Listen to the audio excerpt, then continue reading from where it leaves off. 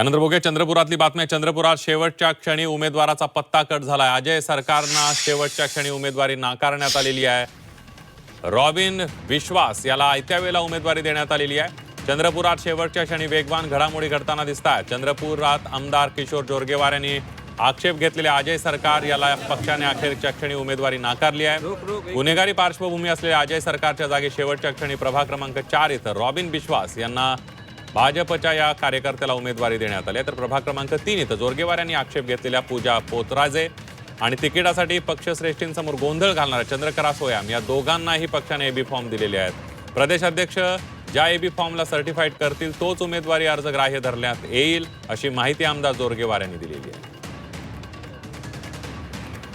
आपण बघतोय शेवटच्या क्षणी चंद्रपुरात एक राजकीय नाट्य पाहायला मिळालं। काही उमेदवारांच्या उमेदवारी रद्द करण्यात आलेल्या आहेत, तर अजय सरकार यांना शेवटच्या क्षणी उमेदवारी नाकारण्यात आली आणि त्यांच्या ठिकाणी रॉबिन विश्वास याला उमेदवारी देण्यात आलेली आहे।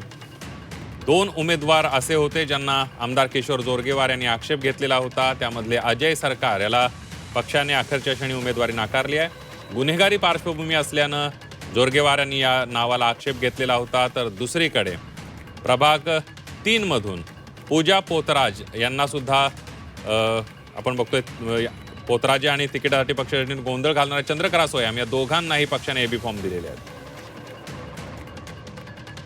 प्रभाग क्रमांक 4 मध्ये रॉबिन सुधांशु विश्वास यांना त्याबद्दलची उमेदवारी प्रदेशाकडनं या ठिकाणी देण्यात आली आणि दुसऱ्या ठिकाणी माझ्या माहितीप्रमाणे 2 उमेदवारांना त्या ठिकाणी एबी फॉर्म दिल्या गेलेले आणि त्यामध्ये त्याचा योग्य ती शहानिशा करत ज्याचा वरचा प्रदेश त्याच्यावर निर्णय करेल त्यावरचा एक प्रकारे निर्णय पेंडिंग ठेवलेला आहे। 2 लोकांना त्या ठिकाणी एबी फॉर्म दिल्या गेलेले। आपण बघतोय चंद्रपुरात शेवटच्या क्षणी वेगवान घडामोडी घडल्याचं पाहायला मिळत आहे। शेवटच्या क्षणी उमेदवारांचा पत्ता कट करण्यात आलेला आहे आणि एका निष्ठावंत पक्ष कार्यकर्त्याला तिकीट देण्यात आलेलं आहे।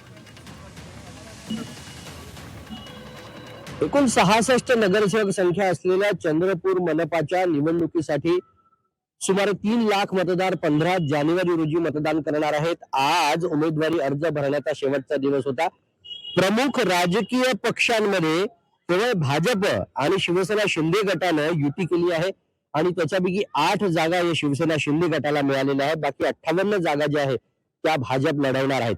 भाजप ज्या जागा लढवणार आहे त्याच्यापैकी महत्वाची जी जागा ती प्रभाग क्रमांक 3 मधली, ज्याच्यामध्ये गुन्हेगारी पार्श्वभूमी असलेल्या अजय सरकार आणि मुख्यमंत्र्यांविरुद्ध कॅम्पेन चालवणाऱ्या पोतराजे या 2 नावांबद्दल वाद होता आणि तो वाद अजूनही कायम आहे, कारण पक्षानं काही लोकांना एबी फॉर्म अजूनही दिलेले आहेत।